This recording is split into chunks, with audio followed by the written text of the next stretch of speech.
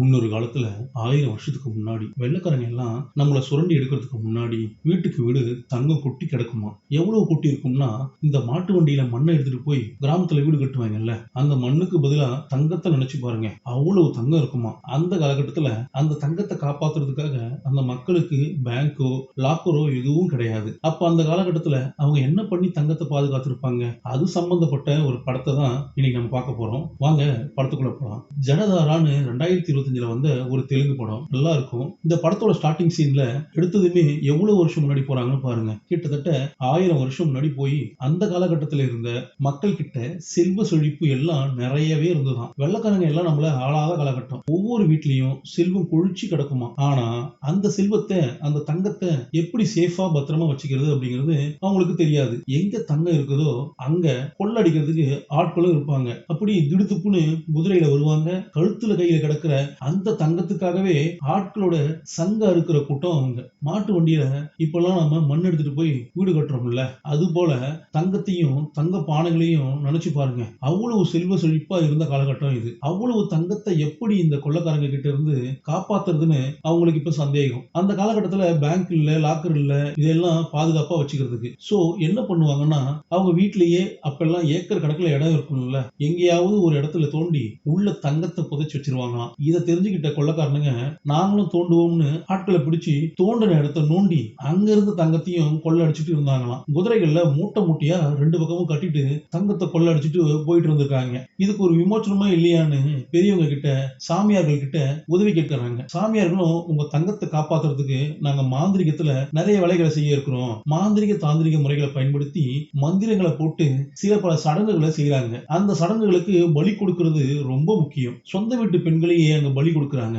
4 பொண்ணுங்களோட உசுரை எடுத்து தான் பலி கொடுத்து தான் அந்த தங்கத்துக்கு ஒரு பாதுகாப்பை அந்த சாமியார்களால உருவாக்க முடிஞ்சது. கட்டு போடுவாங்கன்னு சொல்லுவாங்க. தங்கத்துக்கு மேல ஒரு கட்டு போடுறது சாதாரணமா யார் கண்களுக்கும் அந்த கட்டு தெரியாது. அந்த கட்டுக்கு பேரு டிமானி கட்டு, சாத்தானிய கட்டுன்னு பேரு. நாக கட்டுன்னு சில இடத்துல போடுவாங்களாம். இவங்க யூஸ் பண்றது சாத்தானிய கட்டு. நாக கட்டுக்கு இணையான கட்டுன்னு சொல்லலாம்ங்கறாங்க. சோ உங்க தங்கத்தை ஒரு சாத்தா வந்து பாதுகாக்கும். அது கேட்கிற பலிய நீங்க கொடுத்தாதான் இருக்கிற அந்த புதையல, இருக்கிற தங்கத்தை அது காட்டவே செய்யும். இப்படி சாத்தானிய கட்டு போடப்பட்ட ஒரு கிராமத்துல ஒரு வீடு. இப்போ அதுக்குள்ள தங்கம் கிடக்குதோ என்னவோ தெரியல. ஒரு ஜோடி பாருங்க, தூங்கிட்டு இருந்தவங்க திடுதுப்புன்னு அந்த அம்மாவுக்கு தண்ணி தாகம், தவிக்குது. தண்ணி குடிக்க போகுது. தண்ணி குடிச்சிட்டு இருக்கும்போது ஒரு தங்க காசு அப்படியே உருண்டு வருது. இவங்களுக்கு தங்கம்னா ஆசைதான். என்னடா இது அப்படின்னு பார்த்தா அவங்க வீட்டு ஹால்ல தங்கங்களுக்கு மேல ஒரு அம்மா உட்கார்ந்துருக்காப்புல தெரியுது. லட்சுமி கடாசம்னு சொல்றதா இல்ல சாத்தானிய கடாசம்னு சொல்றதான்னு தெரியல. டப்புன்னு அந்த அம்மா முழிக்குதுங்க. என்ன அப்படின்னு கேட்டா, கெட்ட கனவு இல்ல, நல்ல கனவு கண்டதா சொல்லுது. ஏன்னா மேல இருக்கிற சாத்தானை விட கீழே இருக்கிற அந்த தங்கம் தான் அதுக்கு பெருசா தெரியுது. உடனே ஒரு பூசாரியை கூப்பிட்டு என்ன பிரச்சனை அப்படின்னு விசாரிக்க, அவர் வாஸ்து சரியில்லை அப்படிங்கிறாரு. அதுக்கு சில பல பரிகாரங்களை செய்யணுங்கிறாரு. அவங்களுக்கு நம்பிக்கை வரல. உங்களுக்கு நம்பிக்கை வரணும்னா நான் சொல்றதை செய்யுங்க, இன்னைக்கு ராத்திரி நானே இங்க தங்குறேன் அப்படின்னு ஒத்துக்கிறாரு. அவர் சொல்றாப்புல பூசணிக்காயை எல்லாம் உடைச்சி திருஷ்டி எல்லாம் எடுத்து ராத்திரி அவரு தங்கவும் செய்யறாரு. ஆனா தூங்கிட்டு இருந்தவருக்கு திடீர்னு பார்த்தா மேல ஃபுல்லா ஒரு பெரிய பாரம் இறங்குறா போல இருக்குது. என்னடான்னு பார்த்தா மேல ஏறி உட்கார்ந்துகிட்டு ஆட்டி படைச்சுக்கிட்டு இருக்குது. தலைவன் தலை தெறிக்க தெரிச்சு ஓடி போயிட்டான். ஏடா பண்றதுன்னு தெரியாம அவங்க முழிச்சிட்டு இருக்காங்க. அடுத்த கொஞ்ச நாள் பார்த்தா ஒரே ரத்த கரையா இருக்குது. சம்பந்தப்பட்ட அந்த அம்மா செத்து கிடக்குது.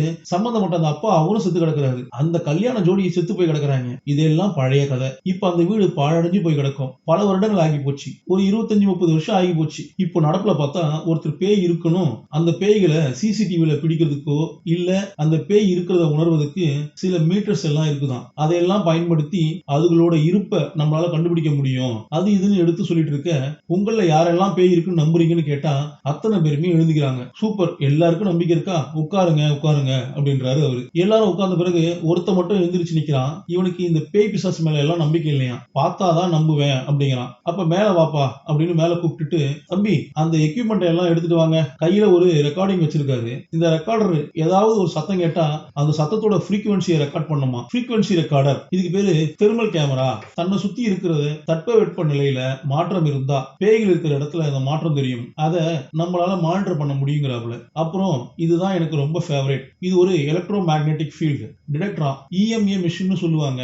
பேய்களோட நடமாட்டம் இருக்கிற இடத்துல எலக்ட்ரோ மேக்னெட்டிக் ஃபீல்டுல வித்தியாசம் ஏற்படுமா. அதன் மூலம் நாம அதை மெஷர் பண்ண முடியுங்கிறாப்புல. ஆனா அவர் எதெல்லாம் சொன்னாரோ அதை விட அதிகமா ரகசியமா இவன் எடுத்து வைக்கிறான். ஏப்பா எனக்கு புரியல, பேய்கள் மேல நம்பிக்கை இல்லாத நீ பேய்களை விரட்டக்கூடிய கோஸ்ட் ஹண்டர்னு சொல்லுவாங்கல்ல, பேய்களை பிடிக்கிறவங்களுக்கு என்ன பேரு, கோஸ்ட் ஹண்டர், அவங்க வச்சிருக்கிற இந்த எக்யூப்மெண்ட் எல்லாம் நீ வச்சிருக்கிறியப்பா அப்படின்னு இவர் கேக்குறாரு. இதெல்லாம் வச்சு பேய் இல்லைன்னு ப்ரூவ் பண்றதுதான் என்னோட நோக்கம் அப்படிங்கிறான். பேய் இல்ல, பேய் இல்லவே இல்லைன்னு அடிச்சு சொல்றான். பேய் இல்லைன்னு சொல்ற, ஆனா கையில ஏகப்பட்ட சாமி சம்பந்தப்பட்ட விஷயங்களை கட்டி வச்சிருக்கிறியே, கயிறு கட்டி வச்சிருக்கிறியேன்னு அவர் கேக்குறாரு. அதுக்கு இந்த பையன், இது பேய்களை பார்த்து பயந்து போய் நான் ஒன்னும் கட்டல, சின்ன வயசுல இவனோட நண்பன் ஒருத்தன் பேய் இருக்குன்னு சொன்ன ஒரு மரத்து பக்கம் போய் இறந்து போயிட்டான் போல, ஊரே இனிமே அந்த பக்கம் போக கூடாது அப்படின்னு சொன்னா இவன் வம்புக்குனே அந்த பக்கம் போறான். யாராவது அடிச்சு கொண்டு போட்டிருப்பாங்க, இல்ல வேற ஏதாவது நடந்திருக்கும்னு அதை பாக்குறதுக்காக போயிட்டு வந்திருக்கான். அதை பார்த்துட்டு அம்மா இவனை அடக்கிறதுக்காக சாமி கையில கட்டி விட்டாங்களாம். சரிப்பா, சீக்கிரம் பேய பாக்குறதுக்கு வாழ்த்துக்கள் அப்படின்னு சொல்லி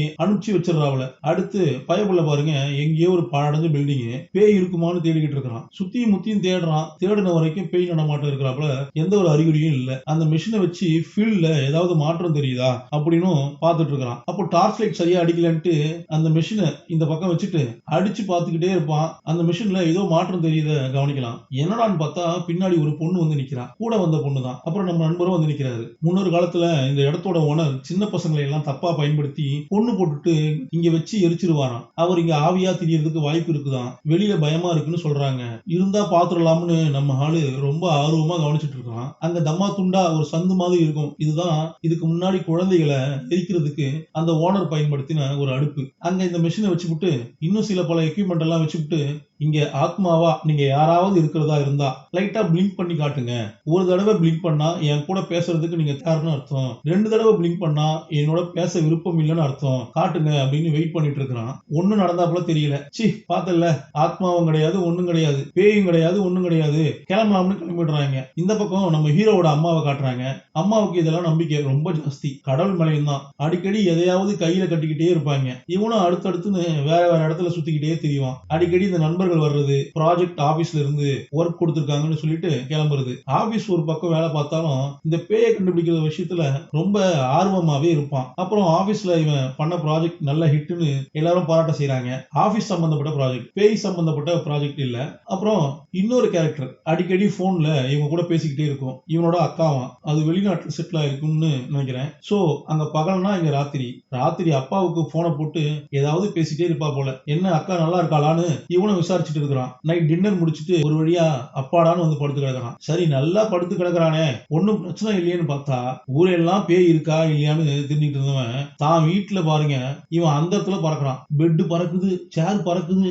அப்ப திடீர்னு ஒரு கனவுல ஏதோ ஒரு ரூபம் கையில கத்தி எடுத்துட்டு குழந்தைய வெட்டுறதுக்கு வரும். டப்புன்னு முடிப்பான் பாருங்க. பெட்ல தான் இருக்கிறான், அந்த இடத்துல இல்ல. அப்ப கனவா அப்படின்னு ஏந்திக்கிறான். அடிக்கடி இவனுக்கு இந்த கனவு வரும் போல தெரியுது. ஃப்ரெண்ட் கிட்ட யார்கிட்டயோ போய் பேசிட்டு இருக்கும்போது சயின்ஸ் படி பார்க்காத ஒரு ஆளை கனவுல பாக்குறது சாத்தியம் இல்ல, ஏற்கனவே பார்த்தவங்கள தான் நம்ம கனவுல பார்ப்போம். அப்படி பார்த்தா கையில கத்தியோட நான் பார்த்த ஏதோ ஒரு ரூபம் தான் அப்பப்ப வந்து ஒரு குழந்தைய வெட்டுறதுக்கு வருது. யாரு என்னன்னு தான் தெரியல, புரியல. போன்ல பேசிட்டு இருக்கான். அப்புறம் வேற ஒரு இடத்துக்கு போறாங்க. அந்த மிஷினை வச்சுக்கிட்டு ஏதாவது பேய் இருக்கும் ப்ரூவ் பண்ணலாம் அப்படின்ட்டு. ஒண்ணும் கிடைச்ச பாடு இல்ல. அப்ப பார்த்தா ஒரு பொண்ணு சரட்டுன்னு அந்த பக்கத்துல போக அப்ப தெரியும், ஐயோ பேயின் நண்பர் பயப்படுவாரு. ஆனா இவன் பின்னாடியே ஃபாலோ பண்ணிட்டு போறான் பயப்படாம. அந்த ரூபம் எங்க போனாலும் பின்னாடியே போவான். திரும்பி பார்க்கும்போது ஒளிஞ்சுக்கிறான். மறுபடியும் பார்த்தா அந்த ரூபத்தை காணோம். மறுபடியும் தேடி போறான். மொட்டை மாடி மேல இருந்து அந்த ரூபம் பாக்குது. மறுபடியும் சுத்துறான். ஒரு கட்டத்துல இன்னும் நெருங்கி வருது. இவன் பின்னாடி ஃபாலோ பண்ண ஆரம்பிச்சிருச்சு. பின்னாடி யாரோ ஃபாலோ பண்றான்னு புரிஞ்சுக்கிட்டு இவன் திரும்பும் போது மூஞ்சில ஸ்ப்ரே அடிச்சிட்டு அது ஓடிடுது. கண்ணுல ஃபுல்லா காந்துகிட்டு இருக்கும் போல தெரியுது. சரி யாருடா அந்த ரூபம்னு பார்த்தா ஒரு பொண்ணு தான். இப்பதான் ட்ரெயின்ல இருந்து இறங்குனேன் அப்படின்னு ஃப்ரெண்டு கிட்ட பேசிட்டு இருக்கிறா. கையில ஏதோ ஒரு சிலையை திருடிட்டு ஓடியாரா. இவங்க பேய தேடி போனா இவ அதே இடத்துக்கு சிலையை தேடி போயிருக்கிறா போல தெரியுது. எடுத்துட்டு ஓடி போயிடுறா. அப்புறம் கோயில்ல பிரசக்தி பெற்ற ஒரு குருஜி இருக்காராம். இந்த பொண்ணுக்கு கொஞ்சம் நல்ல பழக்கமும் போல. அவங்கள மட்டும் உள்ள விட சொல்லி கூப்பிடுறாரு. நல்லபடியா பேச சந்தோஷம் இவங்களுக்கு. இதுல குருஜிய இன்னும் பக்கத்துல பார்த்த சந்தோஷம் நம்ம ஹீரோட அம்மாவுக்கு. ஹீரோட அம்மாவும் இந்த பொண்ணோட அம்மாவும் கொஞ்சம் பழக்கம் போல. சோ 3 பேரும் போய் காலில் விழுந்து ஆசீர்வாதம் எல்லாம் வாங்கிக்கிறாங்க. அப்புறம் தான் பிள்ளைய அவங்களுக்கு அறிமுகப்படுத்தி வைக்கிறாங்க. அப்புறம் சின்ன சிறுசுங்க பேசிக்கிட்டோமேனு ரெண்டையுமே ஃப்ரீயா விடவும் செய்யறாங்க. குருஜியோட ஆரோட ஒரு பக்கம்னா இவங்க கடலை இன்னொரு பக்கம். அப்புறம் தான் கேட்பான், எதுக்கு அந்த பாழடைஞ்ச பில்டிங்குள்ள நீ சுத்திக்கிட்டு இருந்தன்னு. இவ ஒரு ஆர்கியாலஜிஸ்ட், அகழ்வாராய்ச்சி துறை ஸ்டூடெண்டா. அது சம்பந்தமா ஆராய்ச்சி பண்றது வழக்கம். பழமையான பில்டிங்கை தேடி போய் அதோட வயசு கண்டுபிடிக்கிறதுக்கு எல்லாம் முயற்சி பண்ணிட்டு இருப்ப போல.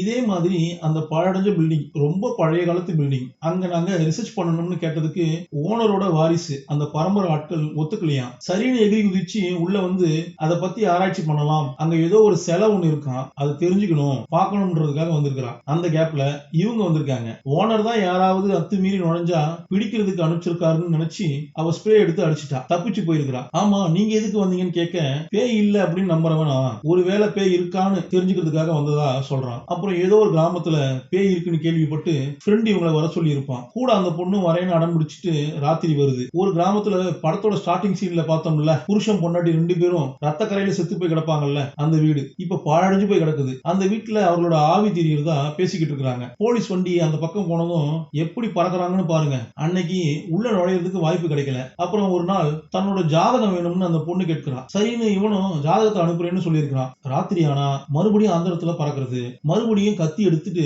குழந்தைய வெட்ட வரப்புல ஒரு கனவு. அப்புறம் ஒரு நாள் மொபைல்ல நியூஸ் ஒண்ணு கவனிக்கிறாங்க. அந்த நியூஸ்ல என்ன ஓடுதுன்னா, ஒருத்தர் பிரசன்டேஷன் கொடுத்தாருல்ல, பேய்கள் இருக்கு அப்படின்னு லெக்சரிங் பண்ணிட்டு இருந்தாருல்ல, அவரோட அசிஸ்டன்ட் ஒருத்தவன் திடீர்னு இறந்து போயிருக்கானா. இந்த கிராமத்துல இப்ப புருஷன் பொண்டாட்டியோட ஆவி தெரியுதுன்னு ஒரு வீட்டை சொல்றாங்கல்ல, அந்த வீடு இருக்கிற அந்த கிராமத்துக்கு தான் இவன் ஏதோ தேடி போயிருக்கான். அங்க புதையில் இருக்கு, தங்கமெல்லாம் தலைக்கு கீழே ஒளிய வச்சிருக்காங்க, அதுக்குன்னு போயிருக்கான். போனவன் இறந்து போயிட்டான். சரின்னு இவனும் உடனே அந்த இடத்துக்கு வேக வேகமா கிளம்புறான். இவன் இப்படி கிளம்பி போயிட்டு இருக்கக்குள்ளேயே அந்த கிராமத்துல அந்த தங்கத்தை பாதுகாத்துட்டு இருக்கிற அந்த சாத்தானோட கண்ணையும் கையில இருக்கிற வீணையும் அதோட இசையையும் காட்டுறாங்க. இசை ஒரு பக்கம்னா, இந்த பக்கம் அந்த இசையோட மயக்கத்துல இருக்கிற குடிச்சிட்டு வண்டி ஓட்டுற ஒரு லாரிக்காரன். அவன் கண்ணாபின்னான்னு வண்டி ஓட்டிட்டு போறான். நம்ம ஆளு போற வேகத்தை பார்த்தா ஏதாவது ஆயிடுமோன்னு பார்த்தா ஜஸ்ட் மிஸ்ல எஸ்கேப். குறுக்க ஒரு நாய் வந்ததுனால தப்பிச்சாங்க. எப்ப அந்த அம்மா இசைக்கிறத நிப்பாட்டுதோ அப்ப சுயநினைவுக்கு திரும்புறாரு அந்த லாரியோட டிரைவர். அந்த சாத்தான் தேவிக்கும் இவனுக்கும் என்ன சம்பந்தம்னு இப்போ வரைக்கும் பிடிபடல. அப்புறம் லெக்சர் பண்ணாருல்ல, அவரை பாக்குறதுக்காக வந்திருக்காங்க.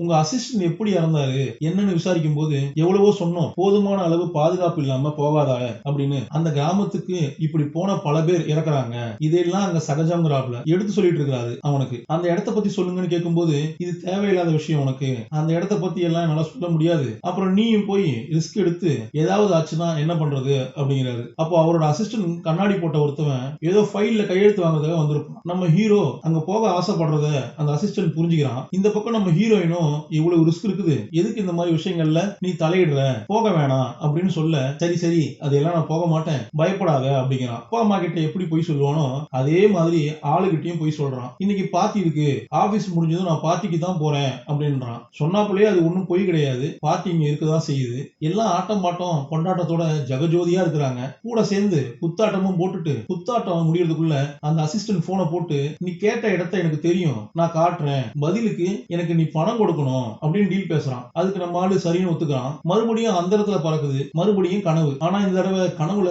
குழந்தைய மாடியில இருந்து யாரோ ஒருத்தர் கீழே தூக்கி போட போறாரு. குழந்தைய கொள்ள முயற்சி பண்றாரு. டப்புன்னு இவன் முடிக்கிறான். இதுவும் இந்த மாதிரி கனவு ஏன் வருதுன்னு அவனுக்கும் பிடிபடல. அப்புறம் அந்த அசிஸ்டன்ட் போன் பண்ணதுமே அவனை தேடி போறாங்க. அசிஸ்டன்ட் பணத்தை வாங்கிட்டு சரி நானே காட்டுறேன்னு கூட ஏறி உட்காந்துக்கிறான். அந்த பக்கம் நம்ம குருஜிக்கு ஏதோ தப்பா படுது. உடனே இந்த பொண்ணுக்கு போனை போட்டு, நீங்க வா உன்கிட்ட பேசணும் அப்படின்னு கூப்பிடுறாப்ல. என்ன இந்த நேரத்துலயா, சரி வரேன்னு அவனும் ஒத்துக்கிறான். இதுக்கு மத்தியில அப்பா அம்மாவுக்கு ஃபாரின்ல இருக்கிற அக்கா கறி போனை போட்டு ஏதோ பேசிட்டு இருக்கிறா. ஏதோ டாக்குமெண்ட் வேணும், போட்டோ எடுத்து அனுப்பிச்சு விடு அப்படின்னு. சரி சரி பண்றேங்கிறாரு அப்பா. ஏதோ ஒரு டாக்குமெண்ட்டை தேடிட்டு இருக்காங்க. இங்க குருஜி வர சொன்னார்ல, எதுக்குன்னு கேட்டா, நம்ம ஹீரோ கிட்ட ஜாதகத்தை வாங்கினால அந்த ஜாதகத்தை பார்த்துட்டு தான் அவர் ஷாக் ஆகி இவளை உடனே கூப்பிட்டுருக்காப்ல. இந்த ஜாதகம் இவரோட வாழ்க்கையிலேயே இந்த மாதிரி ஒரு மோசமான ஜாதகத்தை பார்த்ததே இல்லையா. இந்த ஜாதகக்காரனை சுத்தியுமே மரணத்தோட அறிகுறிகள் தான் தெரியுதான். பிறந்ததுல இருந்தே இப்ப வரைக்குமே அவனை சுத்தி மரணம் நிகழ்ந்து கொண்டே இருக்கும், மரணம் அவனை விரட்டி கொண்டே இருக்கும். இப்ப கூட மரணத்தை தேடிதான் அவன் போய்கிட்டே இருக்கணும் அப்படிங்கிற ரேஞ்சுக்கு பேசிக்கிட்டு இருக்காரு. அந்த பக்கம் அசிஸ்டன்ட் ஒரு இடத்துக்கு கூட்டிட்டு வரான். அதே கிராமம் தான். அந்த கிராமத்துல அந்த வீட்டுல புதையல் இருக்கு அப்படின்றதுக்காக புதையல தேடி ஒரு குரூப் வந்திருக்குது. அந்த குரூப் ஒரு சாமியாரையும் கூட்டிட்டு வந்திருக்குது. அந்த சாமியாரு சில பல பூஜைகளை பண்ணிட்டு இருக்காரு. ஆள் யாருப்பா புதுசா இருக்குன்னு விசாரிக்கிறாரு. ஒரு வயசானவரு, ஏய் கண்டதெல்லாம் எடுக்க கூடாது, அதெல்லாம் உள்ள வை அப்படிங்கிறாப்ல. சரி அவனும் ஏதோ எடுத்து உள்ள வச்சுட்டான். அது என்னன்னு நமக்கு சரியா காட்டல. அப்புறம் இந்த சாமியார் யார் அவன் அப்படின்னு விசாரிக்கும் போது, யாரா இருந்தா நமக்கு என்ன, புது பயலா தெரியறான், நம்ம ஊர்க்காரனும் இல்ல, எப்படியும் சடங்குல மனித பலி கொடுக்க வேண்டியதா இருந்தா அவனை பலி கொடுத்துருவோம்னு பேசிட்டு இருக்காங்க.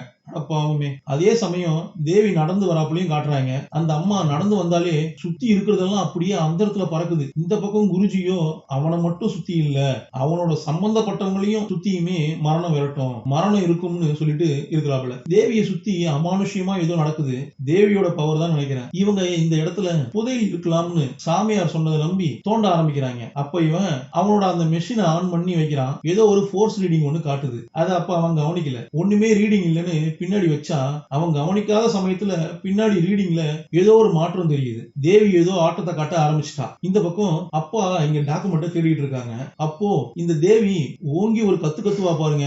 இடி இடிச்சு ஒரு மரமே பத்தி எரியும். அந்த பக்கம் பார்த்தா தேடிக்கிட்டு இருந்த அப்பா பொத்துன்னு கீழே விழுகிறாரு. இந்த பக்கம் சமைச்சிட்டு இருந்த அம்மா கேஸ் அப்படியே போட்டு ஓடியாராங்க. கீழே விழுந்தவரை பார்த்துட்டு என்ன ஆச்சு ஏதாச்சுன்னு பதறிட்டு இருக்காங்க. இதுல இவங்க கரெக்டா அந்த கேஸை ஆன் பண்றதுக்காக ஓபன் பண்ணிருப்பாங்க. பத்த வைக்கிறதுக்குள்ள அவர் விழுந்துட்டாருன்னு சொல்லிட்டு தான் ஓடி போய் கவனிச்சுட்டு பார்த்து பத்திரம்னு சொல்லிட்டு இந்த பக்கத்துல வந்து ஆன் பண்ண போறாங்க. அப்ப குப்புனு பிடிக்குமா இல்லையா, வெடிக்குமா இல்லையா? அந்த அம்மா வேற தெரியாம இதை பண்ணிட்டு இருக்குது. கால் வேற இந்த பக்கம் நம்ம ஹீரோக்கு வந்துகிட்டே இருக்குது. என்னடான்னு அட்டன் பண்ணி பார்த்தா உடனே வீட்டுக்கு வா, உன் வீட்டுல கேஸ் சிலிண்டர் வெடிச்சிருச்சு அப்படிங்கிறான் ஹீரோயின். உடனே பதறிக்கிட்டு வேக வேகமா வீட்டை நோக்கி போறான். என்னாச்சோ ஏதாச்சுன்னு வீட்டு பக்கம் ஓடியாந்தா பெருசா ஒண்ணும் சேதாரம் இல்ல. அம்மாவுக்கு அடிபட்டு இருக்குன்னு பார்த்தா அம்மாவுக்கும் ஒண்ணும் இல்ல, பெருசா சேதாரம் இல்ல. என்னடான்னு கேட்டா கேஸ் காலியாகிற நிலைமையில இருந்ததுனால சின்ன தீப்பொறி தான் வந்திருக்குது. இதே கேஸ் சிலிண்டர் மட்டும் ஃபுல்லா இருந்துச்சுன்னா ரொம்ப மோசமா விபத்து இருந்திருக்கும் அப்படின்னு பேசிக்கிறாங்க. அப்புறம் அம்மாவை பொறுமையா செட்டில் பண்ணிட்டு அங்க விழுந்து கிடக்கிற டாக்குமெண்ட் எல்லாம் எடுத்து குப்பையெல்லாம் எடுத்து கிளீன் பண்ணிட்டு இருக்கிறான். அப்போ நீ கண்டிப்பா அந்த இடத்த தேடி தான் போயிருப்ப, அந்த கிராமத்துக்கு தான் போயிருப்பேன்னு சத்தம் போடுறாங்க. அதே சமயம் டேய் அந்த இடத்துக்கு போனியடா இன்னைக்கு அப்படின்னு விசாரிக்கிறான். சொல்லுடா என்ன மேட்டர்னு கேட்கறான் நம்ம ஹீரோ. நான் ஒரு லிங்க் அனுப்பிச்சிருக்கேன், அந்த நியூஸை பாரு அப்படிங்கிறான். இவனும் நியூஸை பாக்குறான். பார்த்தா நியூஸ்ல எந்த இடத்துல இருந்து இவன் வந்தானோ அந்த இடத்துல இருக்கிற அத்தனை பேருமே இறந்து போய் கிடக்குறாங்க அமானுஷ்யமான முறையில. அதிசயமா இருக்குது இவனுக்கு. நல்ல வேளை நீ தப்பிச்ச, அந்த இடத்துல நீ இல்ல அப்படின்னு இந்த பொண்ணு சொன்னான். சேச்சே இருந்திருந்தா ஆவியை பாத்துக்கலாமேன்னு அவன் ஆர்வமா இருக்கிறான். எவ்வளவு தடவை சொன்னாலும் கேட்க மாட்டியா? இல்ல உங்க அப்பா அம்மா கிட்ட நான் சொல்ல போறேன் அப்படின்னு பேசும்போது அப்பா எல்லாத்தையும் கேட்டுறாரு. வேகமா வந்து அடிக்க வராரு. அப்புறம் மனசு கேட்காம தான் தலையில அடிச்சுக்கிட்டு அழுக ஆரம்பிச்சிடுறாரு. அந்த கிராமத்துக்கு போகாதன்னு சொன்னா கேட்டியா அப்படிங்கிறாப்புல. நாங்க எவ்வளவு கஷ்டப்படுறோம், அந்த கிராமத்தை விட்டு நீ தூர போகணும்னு நினைக்கிறோம், ஆனா அந்த கிராமத்தையே விரட்டிக்கிட்டு போயிட்டு இருக்கியே அப்படின்னு சத்தம் போடுறாப்புல. என்னங்க எதுக்குங்க தேவையில்லாம பழச கிளறீங்க அப்படின்னு சொல்லும்போது நானாடி பேசுறேன், அவன் பேச வைக்கிறான்டி, அந்த கிராமத்துக்கு போயிருக்காண்டி அப்படின்னு ஓங்கி தட்ட பக்கத்துல நெருப்பு பிடிச்சுக்கிச்சுங்க. அந்த நெருப்பு அணைக்க முயற்சி பண்ணும்போது அங்க ஒரு போட்டோ கிடக்குது. இந்த டாக்குமெண்ட்டுக்குள்ள ஏதோ ஒரு பழைய போட்டோ கிடக்குதுங்க. அதுல இவனோட கனவுல வரக்கூடிய குழந்தைய கத்தியால வெட்ட வரும்ல ஒரு அம்மா, அது இருக்குது. அப்புறம் குழந்தைய மாடியில இருந்து தூக்கி போட பார்த்தால ஒரு அப்பா, அவர் இருக்காரு. அவங்க ரெண்டு பேருக்கும் நடுவுல சம்பந்தப்பட்ட அந்த குழந்தையும் இருக்குது. இவன் அரண்டு போறான். அப்பாவை பார்த்துட்டு இவங்க யாரு, இந்த குழந்தை, இவங்க எல்லாரையும் என் கனவுல அடிக்கடி வந்துட்டு இருக்காங்க, முகம் மட்டும் நான் சரியா கவனிச்சது இல்ல, சொல்லுங்கப்பா இது யாருன்னு சொல்லுங்கப்பா அப்படின்னு கேட்க இவர் வேற யாரும் இல்ல, அவங்க ரெண்டு பேரும் தான் உன்னை பெத்த அப்பா அம்மான்னு அந்த உண்மையை கொண்டு போய் உடைக்கிறாரு. நல்லா யோசிச்சு பார்த்தா எஸ் இப்பதான் அவனுக்கு உருவம் நல்லா தெரிய ஆரம்பிக்குது. இவனை கத்தியால வெட்ட வந்தது பெத்த தாய், மாடியில இருந்து தூக்கி போட்டு கொலை பண்ண பார்த்தது பெத்த தகப்பன். அரண்டு போறான். என்னப்பா நடக்குது, எனக்கு ஒண்ணும் புரியலப்பா அப்படின்னு கேட்க எங்களுக்கு தாண்டா புரியல அப்படிங்கிறாரு அவர். இதுக்குள்ள அங்க அந்த அம்மா பக்கத்துல சென்டிமெண்டா அழுக ஆரம்பிச்சிட்டாங்க. வளர்ப்பு தாய் என்ன பெத்தவங்களே ஏன் என்ன கொல்ல வரணும்னு யோசிக்கும் போது இந்த பக்கம் அந்த தேவியை தான் காட்டுறாங்க. பல வருஷமா குழந்தை இல்லைன்னு கோயில் குளமா ஏறி இறங்கி கடைசியா தான் உன்னை பெத்தெடுத்தாங்க. நிறமாச கர்ப்பிணியா இருக்கும்போது தங்கத்தை போட்டு அழகு பார்த்தாரு உன்னோட அப்பா. இதையெல்லாம் பார்த்து உங்க அம்மாவோட கூட பிறந்த தங்கச்சிக்கும் அந்த தங்கச்சியை கட்டி இருப்பாருல்ல கொழுந்தனார், அவங்களுக்கும் ச்சே நமக்கு இந்த மாதிரி ஒரு தங்கம் கிடைக்கலையே, நமக்கு இந்த மாதிரி செட்டில் ஆகலையேன்னு கொஞ்சம் வருத்தம். அவங்க நல்லபடியா குழந்தை பிறக்கணும்னு ஆர்வமா காத்துட்டு இருந்தாங்க. அதே சமயம் இந்த பக்கம் பார்த்தா சாமியாரை கூட்டிட்டு வந்து எங்களுக்கு நல்ல காலம் எப்ப பிறக்கும்னு விசாரிச்சுட்டு இருக்க சாமியாரு, எம்மா என்னம்மா சொல்ற, நீ பல தங்கத்தை ஆள வேண்டியவ, பல தங்கங்களுக்கு அதிபதி அப்படிங்கிறாப்ல. இல்லைங்க எனக்கு புரியலைங்கன்னு கேட்க சோழி போட்டு பார்த்து உன் வீட்லயே தங்கம் இருக்குங்கிறாரு. ஐயோ தங்கமானு உடனே அந்த அம்மா ஆர்வமாகுது. சில பல சடங்குகளை செய்யணும், தயாரான்னு கேட்க சரி தயார் அப்படிங்குது அந்த அம்மா. சரின்னு அவர் சொன்னாப்லயே கருப்பு கலர்ல ட்ரெஸ் பண்ணிட்டு புருஷனை முன்னாடியும் கிளம்புறாங்க. ஆனா பார்த்தா மாந்திரிக வேலை மாதிரி தெரியுது. எதுக்கு வம்பு, வேண்டாம்னு சொன்னா தங்கம் வேணும், குறுக்க வந்தா உன்னையும் வெட்டுவேங்குது பொண்டாட்டி. தங்கத்தை ஆசைப்படக்கூடிய ஜோடி என்ன வேணாலும் செய்யறதுக்கு தயாராகிட்டாங்க. முழு பௌர்ணமி அன்னைக்கு இன்ன ஜாதகத்துல பிறந்த நீல நிற கண்களை கொண்ட உன் ரத்த சம்பந்தப்பட்ட ஒருத்தவங்க நாம் பண்ணக்கூடிய அந்த சடங்குக்கு இருக்கணும், அவங்க காட்டுற இடத்துலதான் தங்கம் இருக்கும், அவங்களால மட்டும்தான் பார்க்க முடியும்னு சொல்லும்போது அந்த பக்கம் வளகாப்பு வேலை நடக்குது. எஸ் இவங்களுக்கு அந்த நீல நிற கண்கள் உண்டு. அந்த தங்க ஆசை இருக்கிற அந்த அம்மாவோட கூட பிறந்த அக்கா நம்ம ஹீரோவுக்கு அம்மா, அவங்களுக்கு அவங்களுக்கு தான் அந்த நீல நிற கண்ணு, அவங்களுக்கு தான் அந்த ஜாதகமும் இருக்குது. அந்த அம்மாவோட அண்ணனும் அண்ணியும் வளகாப்புக்கு செய்ய வேண்டிய முறையெல்லாம் செய்யறாங்க. அப்புறம் ஜாலியா டான்ஸ் ஆடிட்டு இருக்காங்க. இவங்களை எப்படி நம்ம கிராமத்துக்கு கூட்டிட்டு வரதுன்னு இவங்க 2 பேரும் திட்டம் போட்டுட்டு இருக்காங்க. நிறமாச கர்ப்பிணி எப்படி வருவாங்கன்னு சொல்லும்போது அதுக்குள்ள அங்க பக்கத்துல ஸ்லிப் ஆகி விழுந்துட்டாங்க போல ஹீரோ அம்மா. ஐயோ தங்க குட்டி விழுந்துட்டியான்னு இவங்க 2 பேரும் ஓடியாராங்க. இதுக்கு தான் நான் அப்பவே சொன்னேன் அப்படிங்கிறப்பல சிரிங்கிக்கிட்டு அந்த அம்மா ஏதோ சொல்லுது.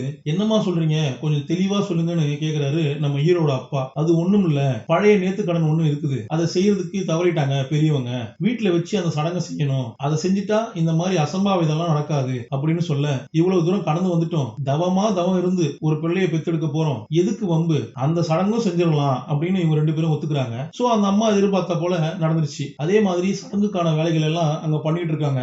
இவங்களும் அங்க வந்துட்டாங்க. வந்து பார்த்தா ஏதோ சடங்கு ஹோமம் நடத்துவாங்க, துளசி செடி அது இதுன்னு மங்களகரமா இருக்குன்னு பார்த்தா மண்டவோடு அது இதுன்னு வச்சு வித்தியாசமா ஏதோ பண்றீங்களேன்னு கேட்க, இந்த தேவிக்கு இந்த மாதிரி தான் செய்யணும், எங்களுக்கு தெரியும் வாங்க அப்படின்றாங்க. அவங்க விருப்பமே இல்லாம சரின்னு அவங்க அதுல கலந்துக்கிறாங்க. இவங்களுக்கு வெள்ளை சேலை போட்டு முன்னாடி உட்கார வச்சு கையில எதையோ கொடுத்து கண்களை மூட சொல்லி தொடர்ந்து மாந்திரிக தாந்திரிக வேலைகளை எல்லாம் பார்த்து மஞ்சள்ல ஏதோ கீழே கிறுக்க சொல்றாங்க. அப்புறம் அந்த அம்மாவுக்கு புருஷன் கையால போட சொல்றாங்க. எல்லாம் முடிஞ்ச பிறகு அவங்க உடம்புல ஏதோ ஒரு மாற்றம் தெரியுது. சொல்லு காட்டு அப்படிங்கிறாரு சாமியாரு. அந்த அம்மா சுத்தியும் முத்தியும் பார்த்துட்டு, பாத்துட்டியா என்ன பாக்குற, எங்க இருக்குது அப்படின்னு கேட்க அந்த அம்மா கை காட்டுறாங்க. அதே ஹால்ல தரைக்கு கீழே ஒளிஞ்சுக்கிட்டு இருக்கிற அந்த தங்கம் தனக்கு தெரியறதா அந்த அம்மா எடுத்து சொல்லுது. ஆனா சொல்லும் போது அவங்க சுயநனவுல இல்ல.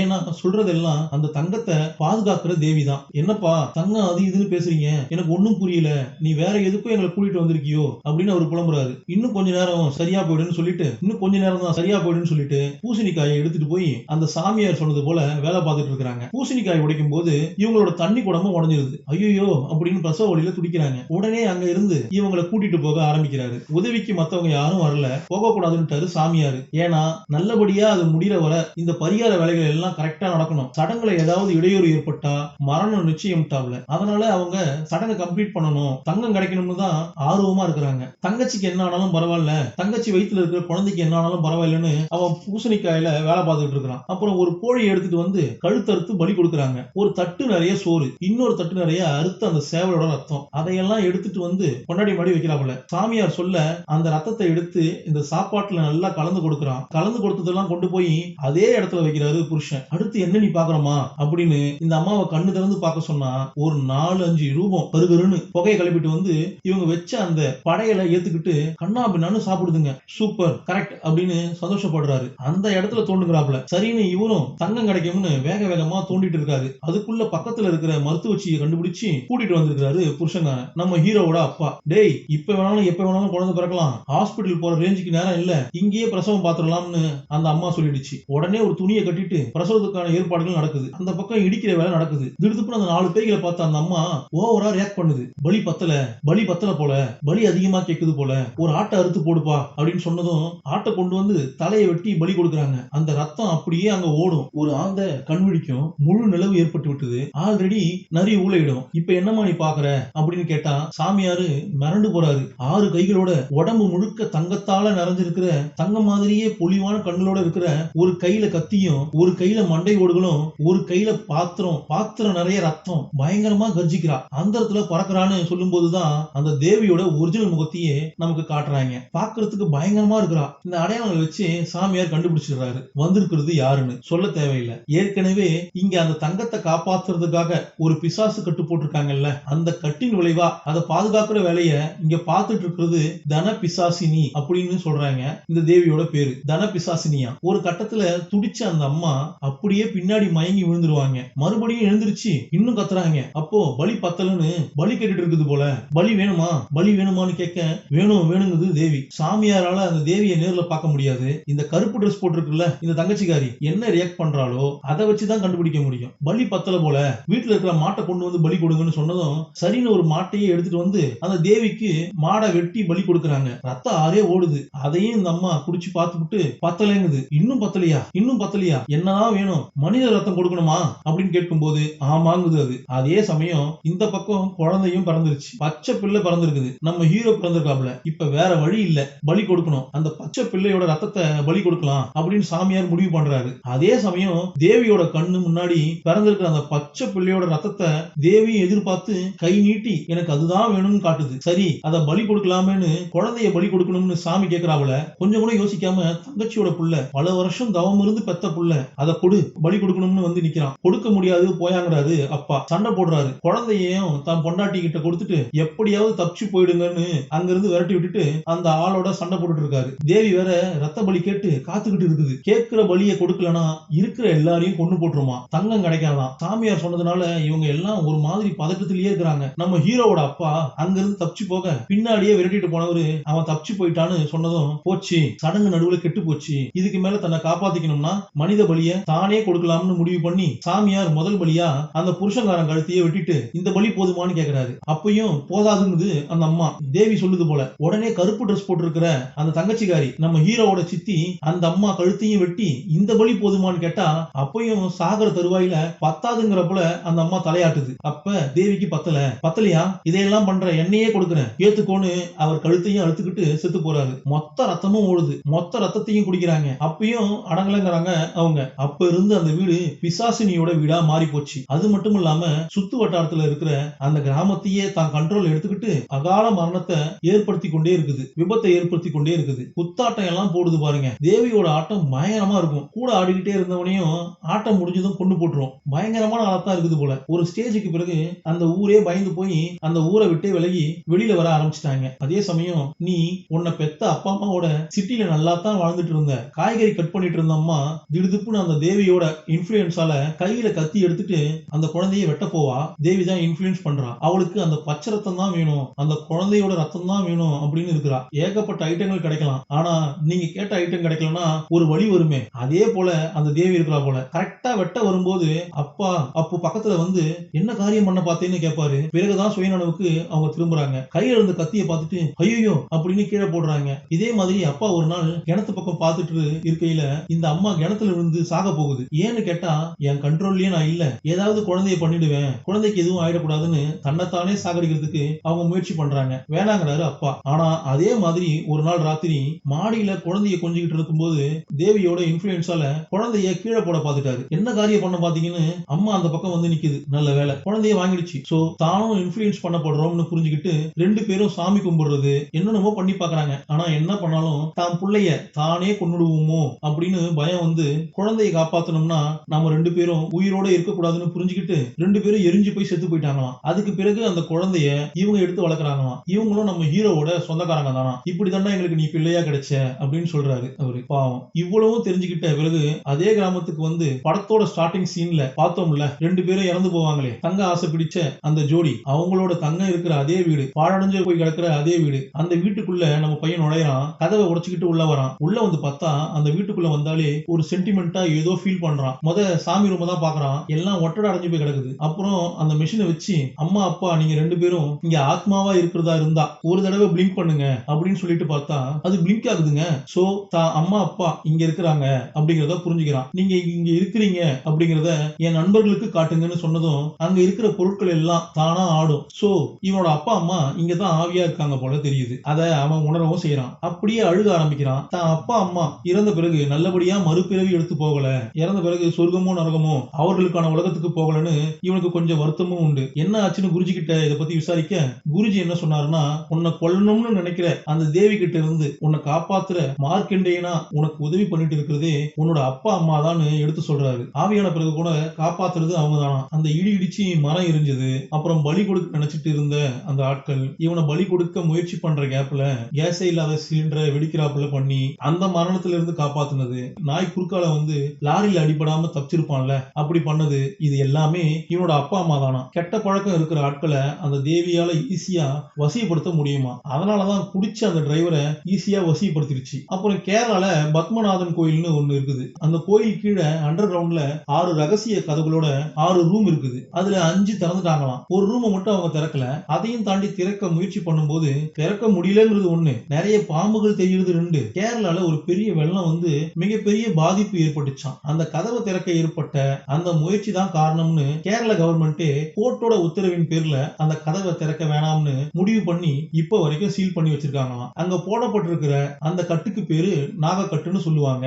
அதற்கு இணையான கட்டு தான் இந்த தேவியோட கட்டு, இந்த சாத்தான் கட்டு அப்படிங்கிறாரு. என் புள்ள அந்த பக்கமே போக கூடாது, அதுக்கு ஏதாவது ஒரு நல்ல பரிகாரங்கள் சொல்லுங்கன்னு சொல்லும்போது, இங்க பாருங்க, வீட்லயே பயந்து கிடந்து மரணத்தை தள்ளி போடுறதுக்கு ஒரு தடவை வெளியில போய் ஃபேஸ் பண்ணிட்டு அதை ஜெயிச்சு வெளியில வந்தா அப்புறம் தான் வாழ்க்கையே நல்லபடியா நிம்மதியா வாழ முடியும். அதனால அவன் போக்குல விடுங்க அப்படிங்கிறாங்க. இவனும் அந்த லெக்சரரை போய் கட்டி பிடிச்சிட்டு பேய் இருக்கு அப்படிங்கறத நான் புரிஞ்சுக்கிட்டேன், என் அப்பா அம்மாவோட ஆத்மாவே இங்கதான் தெரியுது அப்படிங்கறத எடுத்து சொல்றான். இப்போ தேவி எவ்வளவு பவர்ஃபுல்லான ஆளுன்னு தெரியும், அந்த தேவியை கண்ட்ரோல் பண்றதுக்கு என்ன வழி அப்படின்றத யோசிக்கிறான். அந்த பக்கம் லெக்சரர் ஐடியா கொடுக்குறாரு சயின்டிபிக்கல் பூர்வமா, இந்த பக்கம் நம்ம குருஜியும் ஐடியா கொடுக்குறாரு, ஒரு புக் கொடுக்குறாரு, இதுல இந்த தேவி பத்தின விஷயங்கள் இருக்குது, அவங்க பவரை பத்தி விஷயங்கள்லாம் இருக்குது, நீ இதை படி அப்படின்னு கொடுக்குறாப்புல. லெக்சரர் கொடுத்த ஐடியாவின் பேர்ல இவன் ஒரு மெஷினை உருவாக்குறான், ரொம்ப பவர்ஃபுல்லான ஏதோ ஒரு மிஷினை உருவாக்குறான். என்னடான்னு கேட்டா அந்த மெஷினுக்கு பேரு டெஸ்டா காயலாம். எனர்ஜியை ஆற்றல வயர்லெஸின் மூலமா வயரே இல்லாம டிரான்ஸ்பர் பண்ண முடியுமா, எப்படி ஒர்க் பண்றதுன்னு பாக்குறீங்களா அப்படின்னு சொல்லி